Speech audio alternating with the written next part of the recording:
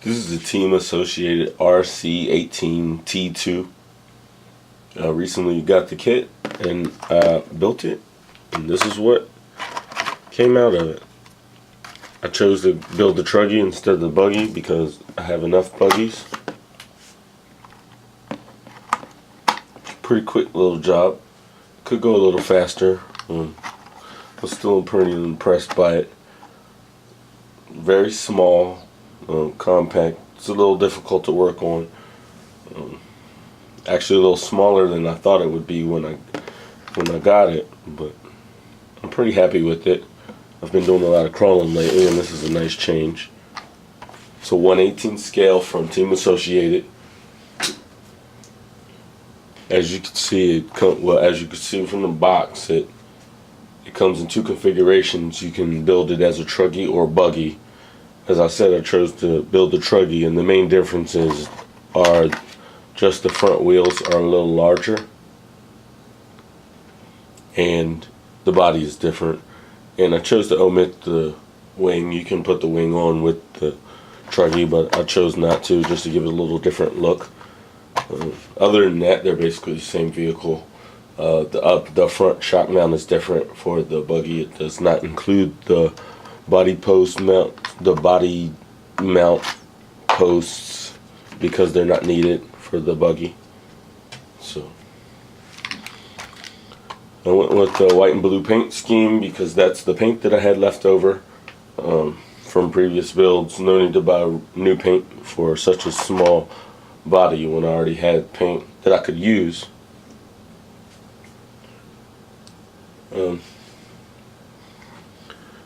There weren't many hex heads in this kit.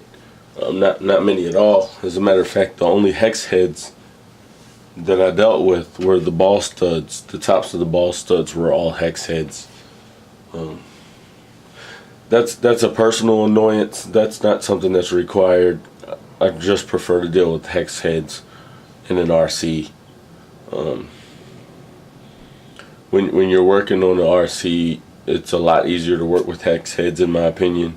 And you have less worry of hex heads stripping like a Phillips head screw would. I'll be looking in to see if I can find a replacement for all the hex heads. Like I said, the ball mounts are hex heads, and just the battery tray. This is a long set screw, and this is a long flathead screw. I think that's all the hex heads that were on there. It has a slipper clutch, and it's easily adjustable. It's got a really plasticky slipper pad. A lot of the other vehicles I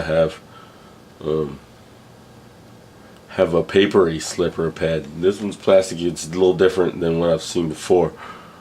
I don't notice any lack of performance. It seems to perform well.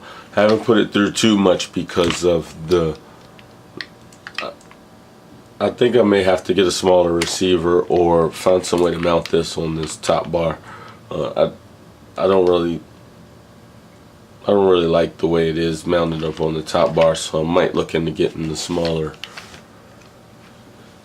spectrum receiver, but we'll see how that goes. But as for right now, I kind of have the receiver a little bit loose. It's secured in there once the body's on there and the clips are on there, secured somewhat. I do use a little bit of servo tape to hold it on there while I'm driving it, but I've only put a pack through it so far, so that's something I'll look into fixing in the future. When I was building the transmission, there was a burr on the slipper shaft, and that prevented me from putting it together correctly. I had to shave the burr off with I actually used a hobby knife. Probably wasn't the best thing, but it was effective, and it got the little burr off. Just a little like thorn hanging off the slipper shaft, and it prevented the rest of the parts from sliding on the slipper shaft like they should have. It's a minor thing, but it was something I noticed. Probably wouldn't be a consistent issue through multiple kits, but it was there for mine, and I thought it was worth noting. The kit was easy to build.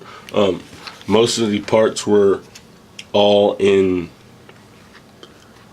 the bags that the kit was say you had a bag A, section A, so all the parts would be in bag A for that. There's no clipping of parts off sprue trees. All the parts were in each bag, so that made things fairly simple. I actually kind of missed clipping the parts off of the sprues and trimming them up. That, to me, that's part of building the kit. Kind of disappointing to not have to deal with that. A lot of the parts, like say for instance you were at bag E and then you were switching to bag F, well, some of the parts from step E would be in step F, so you would have to open the next bag before the manual says. Now that wasn't a big a problem for me because I kind of knew to look ahead into the next bag, but if you were an unexperienced builder, that might be something to get you a little frustrated when you're finished with bag E and you still need more parts and you haven't thought to look over into the next set of parts, the next bag of parts. So it's just something to look out for. The construction's pretty good. This is my first Associated kit. It's pretty standard as far as the build goes. There is the biggest difference that I've seen between this and a lot of other cars with dog bones in it. First off, the dog bones are plastic, which just amazes me. I've never seen anything like that. I don't know if that's a race thing to keep the dog bones light or a price thing to keep the price light for AE, but yeah, plastic dog bones. I don't notice a lack in performance so far. Like I said, I haven't put too much through it, but no lack in performance so far. But the dog bones are held in place by a spring, and I've never seen that in any of my other RCs, and that's a great solution. And what it does is it pushes the dog bone into place and doesn't give it all that play. So that's a great solution. I was really excited by that. I've never seen that before, and that's a mod that I might actually do on my Mini 8 to keep those dog bones a little still and quieter, to keep it moving a little quieter. It actually gives a little tension. It's a little hard to move this dog bone. You have to grab it and kind of pull over to get it to move. So that's really good in my opinion. The shock springs, they come with aluminum shocks, but the springs are too low. If you can see, I've adjusted the shocks almost all the way down to the bottom, and the springs just barely fit. I actually pulled the springs and lengthened them a little bit, and that probably wasn't the right thing to do, but as I was building the kit, I just wanted to get it built before I looked into getting new springs and all. These springs probably are going to have to be changed, and the lower shock retainer does not hold the spring well at all. There's no lip to kind of hold that spring in place. It kind of just sits there on a mound. That's not too good. But the body fit well. It's pretty easy to cut out and paint, pretty standard. The holes, they're pre-dented with places where your holes would be cut out. The holes were off, so normally on pre-dented bodies I go ahead and drill where the little dent is, just to get the holes done right.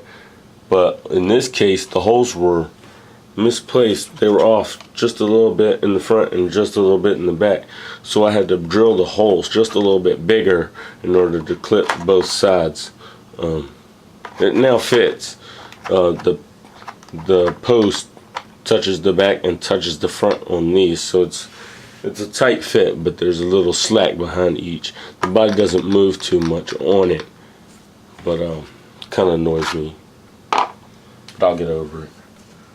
I've never ever put this many stickers on the body. I did a rush job on the paint. I'm not the happiest with the paint job, but it is what it is. I can't change it now. It turned all right. I used a new paint. The first time I used it was for another build, and I had probably 3/4 a can left over. It's Spastics gloss white, I believe. It's a backer and a color coat in one.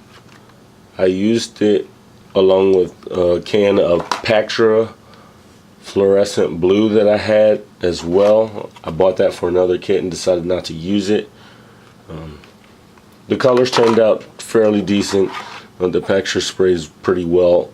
My local hobby shop will not be carrying Pactra, unfortunately. I've been told that Pactra is going out of business, or they won't be dealing with Pactra, whatever the case. It looks like I'll be using Spastics for a while. Spastics is good. It seems like a thinner paint. I might have to experiment with their backing coats a little bit, but pretty decent. I stuck a lot of stickers on there, kind of to bring it out a little bit. They don't look too bad. So the kit was built in 6 hours. It wasn't very difficult at all. I kind of took my time doing it. I wouldn't say I had enough time driving it to give it adequate kind of perspective on how she runs. I put Mamba Micro Pro in there with the 5300 kilovolt Castle 0808 motor. These are fairly new from Castle. This is the first one I've used. I'm really impressed by it. I think that's also going to go in my Mini 8. I'll buy another 5300 for the Mini 8. I really like that. I'm running that on a 2S battery. It also accepts a 3S battery, but 2S moves really quickly. I think if I put a 3S in there, it would give it that extra little bit of speed I was looking for on my initial test run. Also, the car that I had out with it drove quite a little bit. It generally does a little bit faster than this would do anyway, so I think it was unevenly matched and it showed. So that's probably not the car's fault as much as it is mine. But overall, and I like it just from looking at it as I got it. Like I said, it went together pretty easy. I'm having a hard time getting my electronics to fit in here right. This mess, this bird's nest, kills me, and I need to get it fixed. But we'll do that in the future. Also, this power, the on-off switch is kind of hanging. All this needs to be remedied. I just did a test run and zipped it around. I used a pack, a 2S pack, and it was pretty good. Not too much I can think to do to it. I don't like a lot of plastic. There's so much plastic on here. Everything's plastic. I don't know if that's just my school of thought. I don't know if this is really good plastic that Associated is used on here.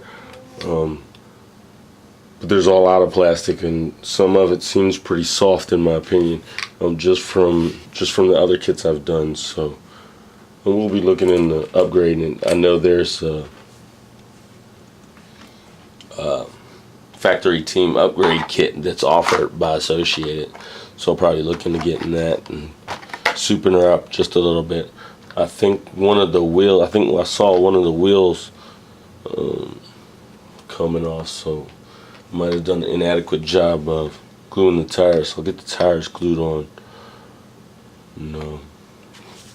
I'll run her through properly and give her hell, and then come back with my thoughts on it again. So that's the RC18T2 Truggy. It's also a buggy. They give you the buggy body right in the box. I just chose to paint the Truggy body, and this is what I got.